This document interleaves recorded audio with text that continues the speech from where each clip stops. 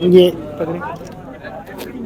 بہت شکریہ آپ کے ٹائم کا. یہ بتائیے گا کہ بڑا دن ہے پی ٹی آئی کے لیے, بشریٰ بی بی جو ہے وہ گھر پہنچ چکی ہے, تو کیا کہنا ہے, آپ کے جذبات کیا ہیں؟ بسم اللہ الرحمن الرحیم. ایاک نعبد و ایاک نستعین. سب سے پہلے میں اللہ تعالیٰ کی بے حد مشکور ہوں کہ اللہ تعالیٰ نے میری سنی, چونکہ یہ جو مقدمہ ہے یہ 2 دفعہ میں اللہ کی عدالت میں لے کر خانہ کعبہ میں گئی تھی, اور سب سے زیادہ خوشی مجھے اس چیز کی ہو رہی ہے کہ اللہ نے میری سنی. کون کہتا ہے وہ دعائیں نہیں سنتا؟ وہ بہت سنتا ہے اور بہت اچھی طرح سے سنتا ہے, انسانوں سے کئی گنا زیادہ سنتا ہے.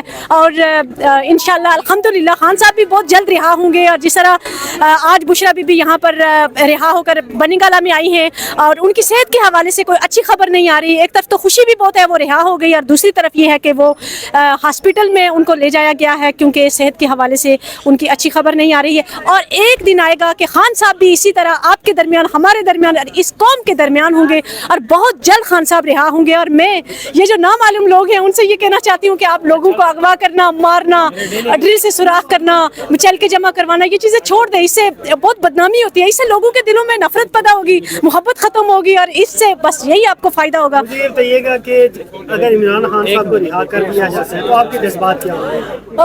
میں نے یہ مقدمہ جو ہے وہ خانہ کعبہ میں لے کے گئی تھی, اور انشاءاللہ اللہ تعالیٰ اس کے اوپر جلد فیصلہ سنائیں گے. اور جذبات میرے وہی ہیں, وہی ہوں گے جو آج ہیں, اور بہت خوشی ہے.